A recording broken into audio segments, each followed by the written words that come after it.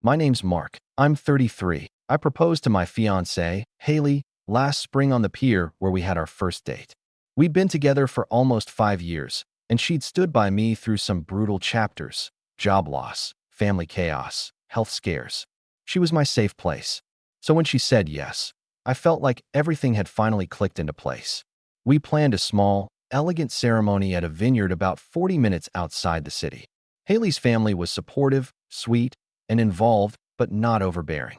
Mine, on the other hand, well, let's just say subtlety and grace were never in their vocabulary. The first crack in the wall came barely a month after we sent out save the dates. I got a call from my mom, her voice tight and passive-aggressive in that way only she had perfected. "Sweetheart," she said, drawing the word out like she was already exhausted by whatever came next. "Do you really think a wedding in May is the best idea?" I paused. Why wouldn't it be? There was a beat of silence before she sighed, the kind of sigh that let me know I was about to be guilt-tripped into something absurd. "It's just that, well, your brother's graduation is in early June, and you know how sensitive he is about people stealing his thunder. My brother, Tyler, is 25, the golden boy, the one who somehow turned being average at everything into a full-blown identity people were expected to applaud.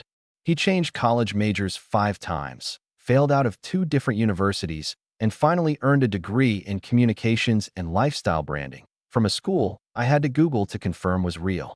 Despite all that, my parents still acted like he was the next Steve Jobs. Every family dinner revolved around Tyler's latest minor achievement. Ty got a job interview today. Ty's starting a podcast. Ty's moving back into focus on his mental clarity. And now, apparently, my wedding was a threat to his moment. I tried to be diplomatic. "Mom, the wedding's been planned for months. And it's not like we scheduled it during his graduation. It's literally 4 weeks earlier." But that didn't matter. She gently, then not so gently, suggested we push the date back to July. "It would just show that you care about your brother's feelings," she said. "He's been working so hard." I bit my tongue. Working hard? Tyler hadn't held a job longer than 6 months. Meanwhile, Haley and I were budgeting every dime, working overtime, juggling venue bookings, family schedules, and a mortgage. But sure, let's cancel everything for the fragile ego of the guy who once cried because our cousin beat him in Mario Kart. I told her we weren't moving the date. That's when the cold front truly set in. Calls dropped from daily to once a week. My dad didn't return my texts. My younger cousin, who I'd always been close with, suddenly said she couldn't be a bridesmaid because things were weird with the family. And then came the dinner. It was supposed to be a calm Sunday meal at my parents' house, a tradition that had limped along since I moved out. Haley and I showed up with a bottle of wine and polite smiles.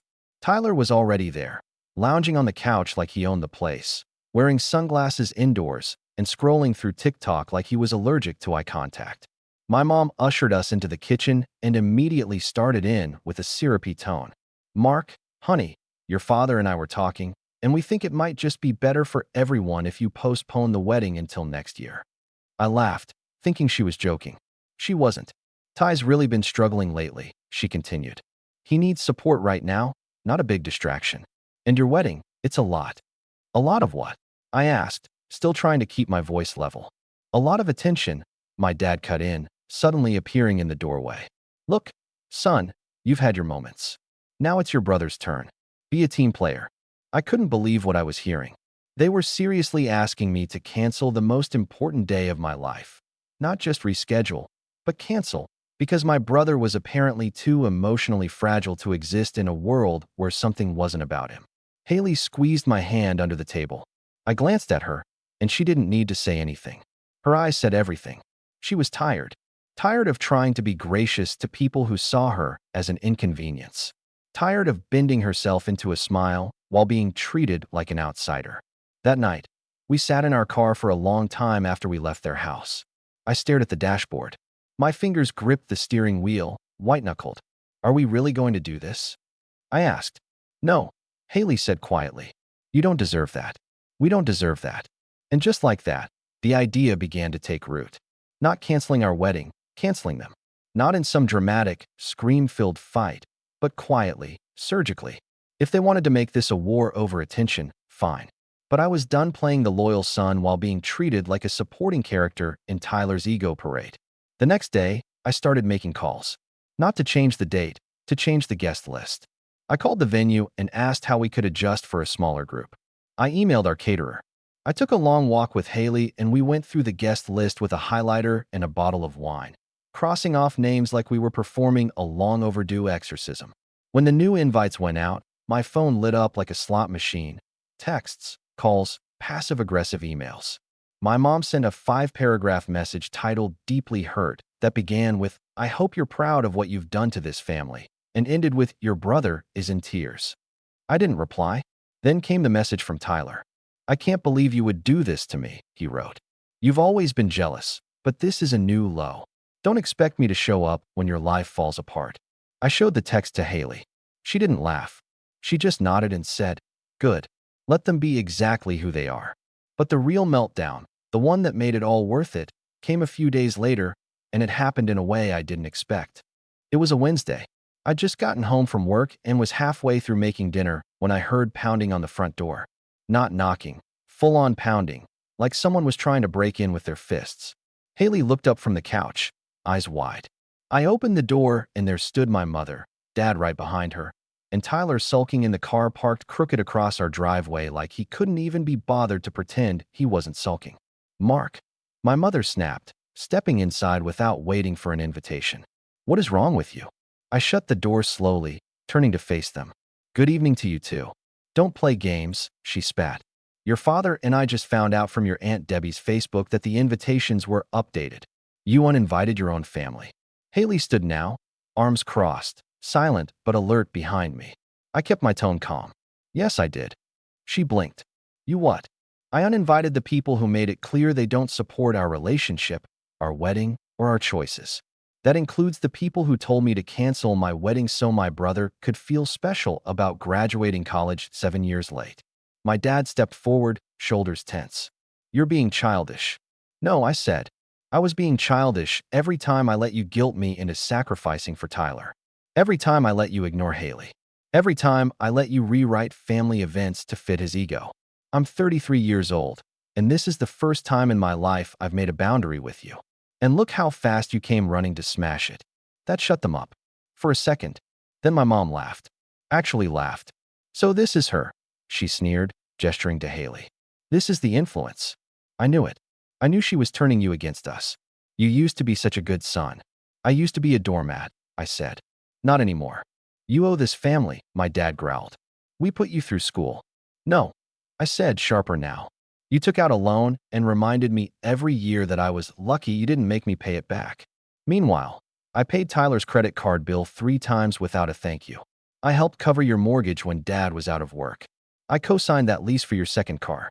Do you remember any of that?" They stared at me, blank-faced. "I do," I said.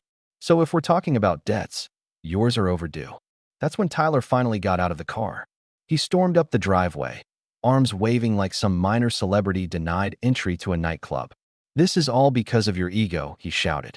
"You think you're better than me? I think I don't have to prove anything to you anymore," I said. "Everyone says you're selfish," he snapped. "Mom and Dad are ashamed." "Great," I said. "Then I guess we finally agree on something. You should all go." My mom gasped, like I'd just struck her. "You're kicking us out." "No," I said. "I'm asking you to leave. You'll know if you're ever actually kicked out. There's still a difference, for now." They didn't move. "I'm not going to stand here and argue," I added. "We're done. We've made our decision. If you want to be part of our lives, it won't be on your terms anymore." Haley stepped forward now, her voice calm and firm. "You're not the victims here, but you can choose to stop being villains." That was the final straw. My mom turned red, mouth twitching, eyes glossy with angry tears. She whirled around and marched back to the car.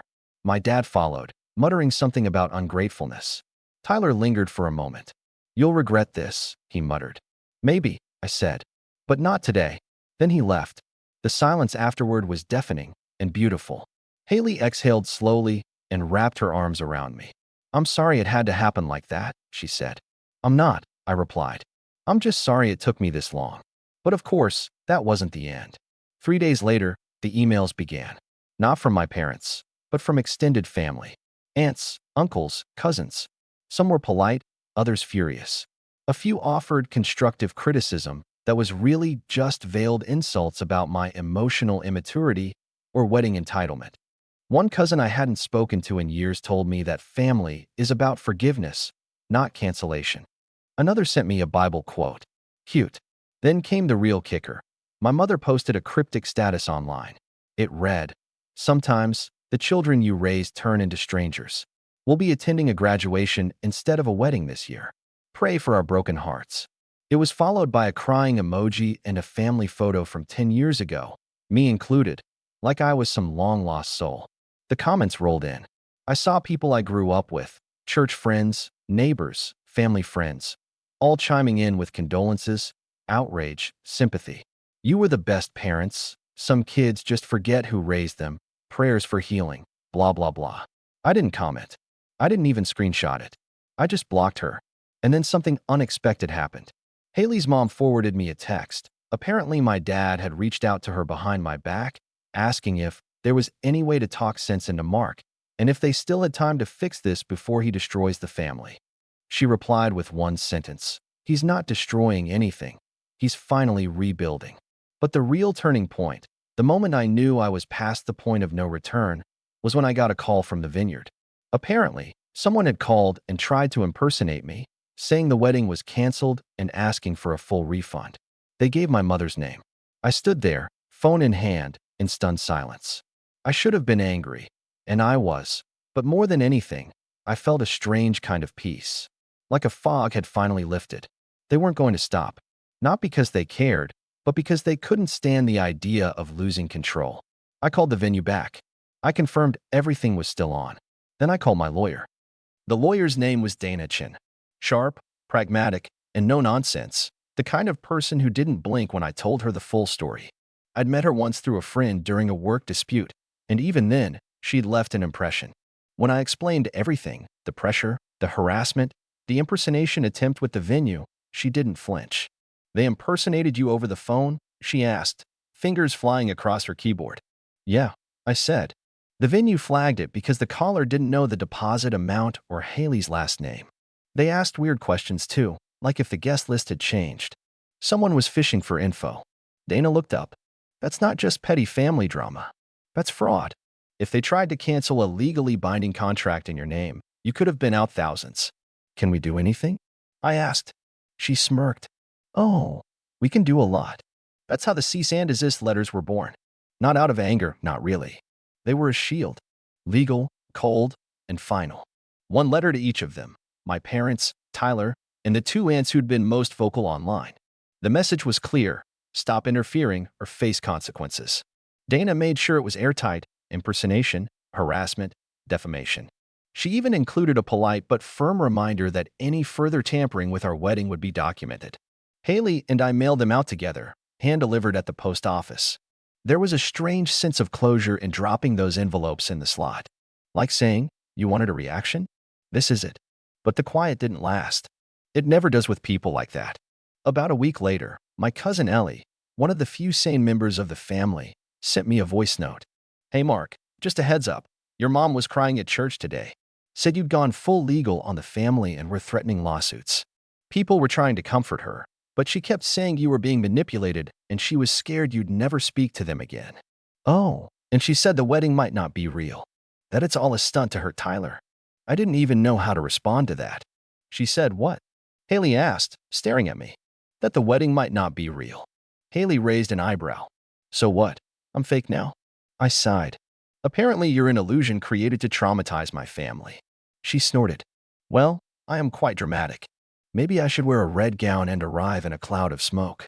It would have been funny if it didn't sting so much.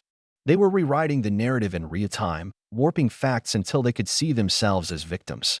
I could practically hear my mom's voice in my head, explaining to a room full of sympathetic neighbors how her son had gone off the deep end and was under the influence of a woman who never really fit into the family. What they didn't know was that every time they said something like that, every time they played the martyr or twisted the truth, they were giving me more fuel. And then came the voicemail. I hadn't spoken to my father since the doorstep argument. He'd been quiet, eerily so. But 2 weeks after the cease and desist, his number popped up on my phone. I didn't answer. He left a message. Mark, look, I don't agree with how your mother's been handling things. Or your brother. But you've escalated this into something ugly. Lawyers? Legal threats? You know that's not how family handles things. If you go through with this wedding without us there, you're cutting ties. You understand that, right? There won't be a way back. There it was. The unspoken threat made spoken. I replayed it 3 times. Not because I was unsure, but because I wanted to remember the tone. That tight, controlled disappointment. The same voice he'd used when I told him I wanted to be a writer instead of joining his accounting firm. When I didn't attend Tyler's 3rd graduation ceremony because I had surgery. When I said no to co-signing a second loan for Tyler's branding agency. He thought this was just another phase I'd apologize for later. It wasn't. A week out from the wedding, Haley and I had final fittings for our outfits. Her dress was stunning, simple, elegant, not flashy. She didn't cry when she saw herself in it.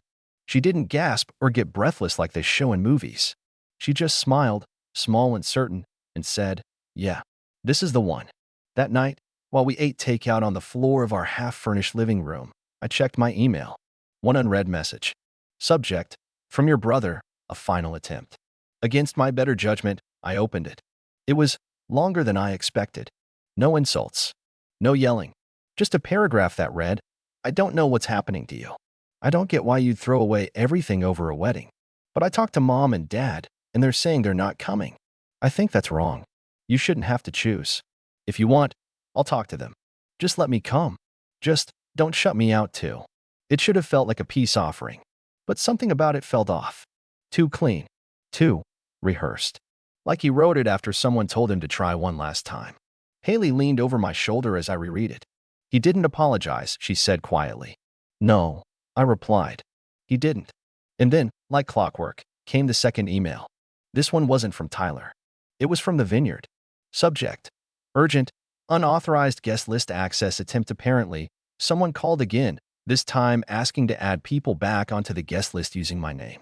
They'd asked about table placements, if the original head table seating with family could be restored, and even mentioned special dietary restrictions for the groom's mother. They'd used Tyler's phone number. I closed my laptop and sat in stunned silence for a moment, until Haley broke it with a quiet, "They still think they can sneak their way back in." "No," I said, standing. "They think this is a negotiation." I picked up my phone, and I called Dana. Dana didn't hesitate. After I explained everything, the latest impersonation attempt, the cryptic emails, the voicemail from my father, she asked for a timeline, receipts, and screenshots. Within hours, she sent over a formal warning addressed to Tyler, advising him that any further interference would result in legal action for identity misrepresentation and attempted contract manipulation. She also attached a list of rights Haley and I had as clients of the venue, including the right to press charges if someone attempted to impersonate us again. By now, I wasn't angry. I wasn't even surprised. Just done. Fully, finally, done. They'd shown me who they were at every turn. The desperation, the manipulation, the lack of basic decency. But more than that, the assumption that I would always bend, always fold, always apologize for making them uncomfortable with my boundaries. They didn't realize they'd broken the last piece of leverage they had the second they tried to hijack our guest list. The morning of the wedding, I woke up at 6 a.m. Haley was still asleep, curled under a blanket in the guest room of the Vineyard suite. I slipped outside onto the little patio that overlooked the rows of grapevines. The sky was soft pink, the grass still damp with dew. I felt calm, lighter than I'd felt in years. The ceremony was perfect, intimate, warm. Every chair filled with people who wanted to be there, people who supported us, cheered for us, laughed, and cried with us. Haley looked radiant. Not just in the dress, but in the way she carried herself. She'd seen me at my worst, and she was still here. We were still here. The officiant, an old college professor of mine, delivered a short, thoughtful speech about love being a choice, not a performance. I caught myself glancing at the rows of empty chairs that had once been reserved for my parents, my brother, and half a dozen aunts and uncles. At first, those gaps had terrified me. Now, they felt like breathing room. After the ceremony, the celebration kicked off. There was laughter, champagne, dancing. No awkward small talk, no forced smiles. My best man made a joke during his toast about Haley having a lot of patience to marry a guy who once called her bro on a first date. People roared. Then, because poetic timing is apparently real, my phone buzzed during the dessert hour. A new voicemail. From my mother. I didn't play it right away. I waited until the evening, when the music slowed and the stars came out. Haley and I were tucked under the gazebo, catching our breath between songs. I showed her the notification. Play it, she said. Let's hear the final act. I put it on speaker. Her voice cracked the moment it started. Mark, I just wanted to say that today should have been different. I thought you'd come to your senses. I thought you'd miss us. But instead, you shut us out like strangers. I don't know what she did to you, but this isn't the son I raised. There it was, still blaming Haley, still framing herself as the victim. She continued, I don't know if we'll ever speak again, but if you ever do want to rebuild this family, it starts with an apology. Click. I stared at the phone for a long moment. Was that her idea of peace? Haley asked, dryly. No, I said. That was her idea of power. I deleted the message. The next morning, we drove off to our honeymoon cabin in the mountains. No reception, no emails, no headlines. Just us and the quiet, and the kind of peace that only comes from finally letting go of people who never actually loved you, just the version of you they could control. 3 weeks later, we returned home to a mailbox stuffed with envelopes. Most were wedding cards, sweet notes, gift receipts. One was from an aunt who'd quietly declined to pick sides but had watched everything from a distance. Inside was a short letter. Mark, I know you think we all sided with your parents. Some of us didn't. We just stayed quiet because we were scared. But watching you stand your ground, it made me wish I'd done the same. Years ago, you didn't lose a family. You uncovered who they were. Congratulations. On everything. Aunt Janice. I pinned that letter to the corkboard above my desk. It became my reminder that sometimes drawing a boundary doesn't divide a family, it reveals it. And that choosing peace over performance is always worth it, even when it costs you the illusion of togetherness. Tyler sent one last email about a month after the wedding. No subject line, just a paragraph. You could have had us there. You could have fixed it, but you chose her. Hope you're happy. I didn't reply, because I was happy. And for the first time in my life, I didn't feel like I owed anyone an explanation for that. I hadn't lost anything. I'd gained something I never had before: freedom, peace, and the right to live my life without apologizing for it. The wedding had been a celebration, but the real gift? That was the silence that followed.